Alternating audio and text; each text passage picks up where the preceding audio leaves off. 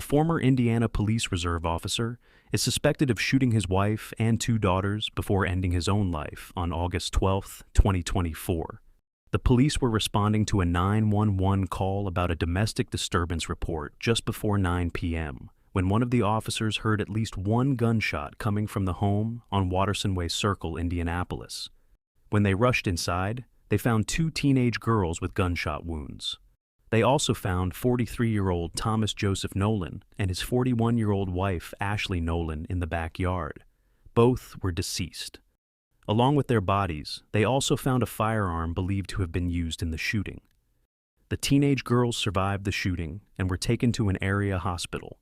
One of them was in stable condition, while the other was in critical condition. The Marion County Coroner's Office ruled Thomas's demise as self-inflicted and Ashley's demise as a slaying. Thomas started his career with the Marion County Sheriff's Office as a reserve deputy in 2003. He retired in May 2024 after 21 years of service. He also worked as a resource officer for the Perry Schools Police Department until September 2017. Family members remember Ashley as a loving mother and daughter. She loved the Lord, and she always had kind words and a smile on her face. The couple's daughters are students at Perry Township Schools. The girls' school district said in a statement, "We are deeply saddened and disturbed to hear about the tragic incident that happened Monday night. We ask that you join us in keeping the students and their family in your thoughts and prayers." One of the Nolan family's neighbors, Gabby Sargent, said she was walking around the neighborhood the night of the shooting around 11 p.m. when she noticed officers investigating the house. She said that this was all just so shocking. She could never have imagined something like this happening in their neighborhood. She has lived directly behind the Nolan family home for the past decade and would wave at Ashley and her daughters. The two women would occasionally chat about the neighborhood or gardening. Gabby said that Ashley was always very nice. She kept the yard clean. She was very sweet and always smiling. Another neighbor, Kaylee Scrocco, said she has never seen any police respond to the Nolan home. She said, "The only cops we ever saw was him when he would come home from work." Another neighbor, Nancy Snoddy, said that the whole neighborhood is pulling for the girls and hopes they get whatever medical and psychological help they need. What happened at the Nolan home is known as family annihilation. It is a mainly American phenomenon when a person attempts to take the lives of their entire family and themselves. This is something that happens around every 5 days in the U.S. Texas has the highest rate of family annihilation in the country.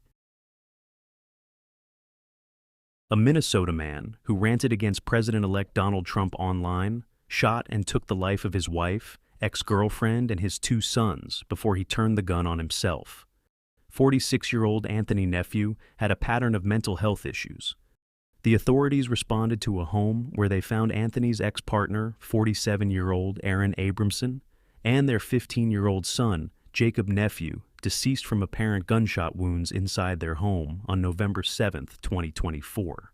After identifying Anthony as a suspect, the police found his 45-year-old wife, Catherine Nephew, and their 7-year-old son, Oliver Nephew, deceased from gunshot wounds inside their family home close by.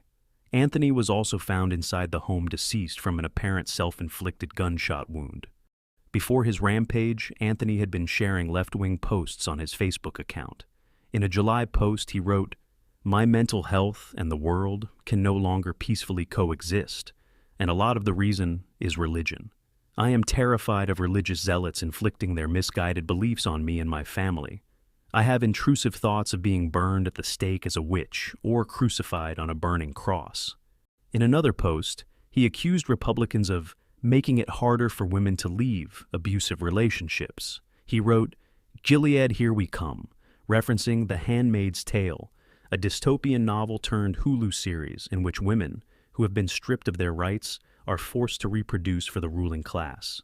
Anthony previously even issued a chilling warning about his mental health battles, writing in an op-ed in the local Duluth News-Tribune in 2021, "For millions of Americans, a breakdown leads to self-destruction, or slaying before self-destruction." Duluth police records describe a troubling mental health call from July 2023, responding to Anthony's home he shared with his wife and his son. An officer responding to the call made contact with an unnamed party who was crying and said that Anthony had attacked them. The party urged officers that Anthony needed to take his medications and get help. When officers spoke with him, he was described as cooperative, saying that he has schizophrenia and wanted to go to the hospital. Anthony claimed that, since a recent medication change, voices were telling him that Trump was going to take over the world, and he needed to take the lives of his family to protect them. When officers took him to the hospital, he stated that he had held a knife to the throat of someone that night, but the name is redacted from the report. Before the officers left the hospital, Anthony also asked an officer to come back after midnight if Trump does take over and put a bullet in his head and his family's. Duluth police say that the investigation remains ongoing, pending the medical examiner's report. On Halloween night in Washington state, an 11-year-old boy made a horrific discovery when he found his parents deceased in the kitchen of their home after they stabbed and shot each other. The Cowlitz County Sheriff Office said in a press release that the boy called 911 at around 6 p.m. on October the 31st, 2024, to report that his parents had been found unresponsive at the home in the 4700 block of Olympia Way in Longview, located in southeast Washington near the border with Oregon. Deputies rushed to the residence and found a man and woman unconscious on the kitchen floor.